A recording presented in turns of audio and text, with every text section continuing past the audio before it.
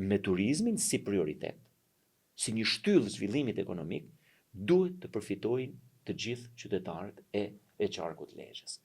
Pastaj bujqësia, blegtoria, janë baza, kanë qenë gjithmonë baza e Lezhës, baza e Kurbinit, baza pse jo edhe Mirditës. Pra duhet të fokusohemi te ato burime natyrore që të cilët ne na kthejnë në mirëqenie. Ne nuk kemi të drejtë që burimet tona natyrore të shfrytëzojmë në mënyrë brutale dhe mënyrë të dhunshme.